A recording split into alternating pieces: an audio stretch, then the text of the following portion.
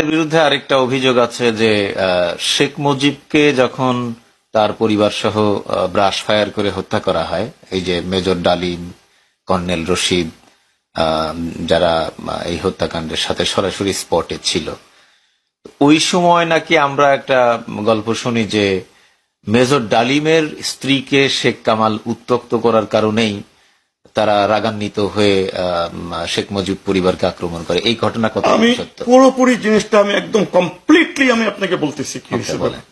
Major ডালিম ছিল শেখ কামালের বন্ধু।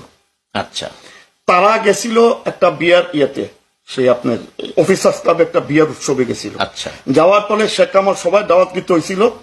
ওখানে গিয়ে তার মেজর ডালিমের বউর উপরে তার নজর গেছিল, কুদৃষ্টি গেছিল। সে তো কুলোক ছিল, কুদৃষ্টি যাবে না। সুলতানাকে সে বিয়ে করছিল ঢাকা ইউনিভার্সিটি অ্যাথলেট, জোর করে বিয়ে করছিল, জোর করে।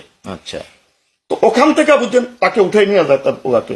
যেমনিও এরা যখন শেখের কাছে বিচার নিয়ে গেছিল, শেখ বলে করছিল কি জানেন, আওয়ামী লীগের নবী সাহেব বলছিলেন কি জানেন, যে আরে যা পোলা পাইন এগুলি করেই। আচ্ছা, কুত্তার মত মারছে তাদের, কুত্তা যেমন মারে এর থেকে অতন্য মত করে মারছে। এরপরে বলি আমি 75-এ যখনই রেডিও খুলতাম সকালবেলা বাঁচত কি, বাংলার স্বাধীনতা আনলো কে, মুজিব, এই গান বাজত। ওই দিন আমাদের ছোট্ট আমি অনেক গরিব ফ্যামিলির ছেলে ভাই, আমি আমার ঠিক মতো আমার বাবা আমার খাওয়াইতে পারে নাই। ছোট্ট একটা রেডিও ছিল, রেডিওটা ছাড়ি ঘর আওয়াজ করে, কোনো কিছু বাজে না। 8টার দিকে রেডিওতে বলতেছে কি, আমি স্বাধীন বাংলা বেতার কেন্দ্র থেকে বলছি, মেজর ডালিম শেখ এবং তার পরিবারকে হত্যা করা হয়েছে। আপনারা যে যেখানে থাকুন সহি সালামতে থাকুন। আপনাদের যাদেরকে চাকরি থেকে বিচ্যুত করা হয়েছিল তারা আমাদের সাথে অতি শীঘ্র দেখা করেন, আপনাদের চাকরিকে আবার বহাল করা হবে। আমি একটা কথা বলবো, এই কথাটা অবস্কিউর, অস্পষ্ট, কারণ রাত্রেবেলা 12টার সময় 4টা ট্যাঙ্ক রাস্তা নেমে গেছিল। আচ্ছা, রাস্তায় 4টা ট্যাঙ্ক নেমে গেছিল, তখন এই কুলঙ্গা ওই 4টা ট্যাঙ্ক কি মেজর ডালিমদের ট্যাঙ্ক না শেখ মুজিবের? আমি একটা কথা, 4টা ট্যাঙ্ক যেহেতু নামাইছিল, নিশ্চয়ই তাদের একটা কোনো স্ট্রং মোটিভেশন ছিল, কোনো সন্দেহ আছে কেন ট্যাঙ্ক রাস্তা নামাবে। 4টা ট্যাঙ্ক রাস্তা নামাইছে, ওই সময়টা কোলঙ্গা ছিল একটা না, এখনকার বর্তমান মানে বিশ্বাসঘাতক কি করে কাদের সিদ্দিকি বলে, তাকে তো আমি চোর সিদ্দিকি বলি। এই চোর সিদ্দিকি কি বলছিল জানেননি? তখন ইয়ার কাছে, প্রেসিডেন্টের কাছে ফোন করলো, মোস্তাকের কাছে, কি ব্যাপার 4টা ট্যাঙ্ক কেন দেখতেছি?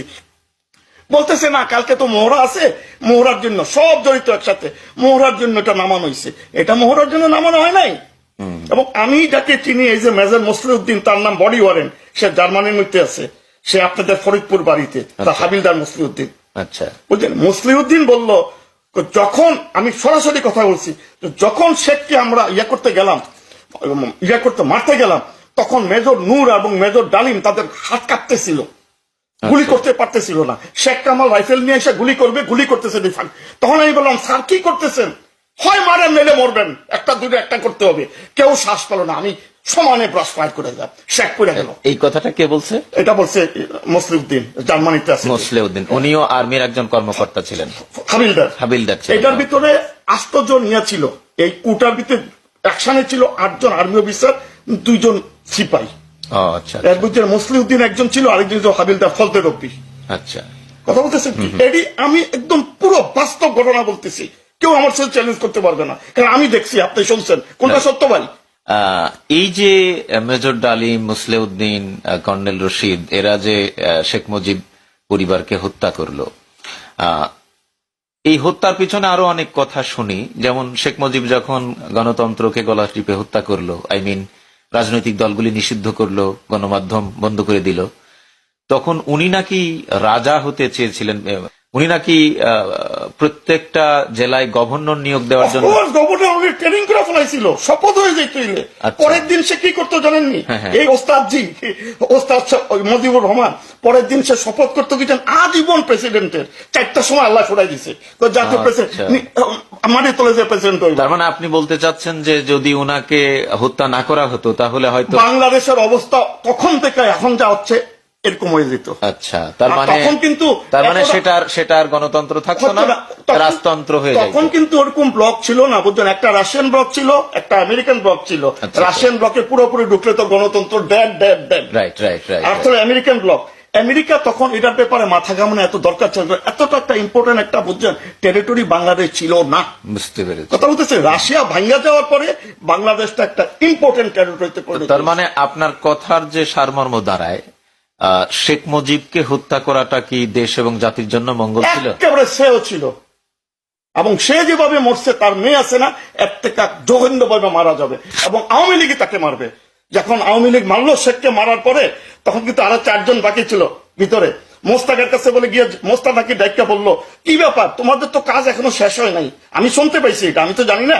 বললো কি যে কি স্যার, আমাদের কি কাজ বাকি রয়েছে? কেন 4 জন জেলের ভিতরে বাকি রয়েছে না, তোমরা কি করলা তাকে? আমরা ঢুকবো কেমন? এই সাইন দিলাম আমি, যাও ভিতরে।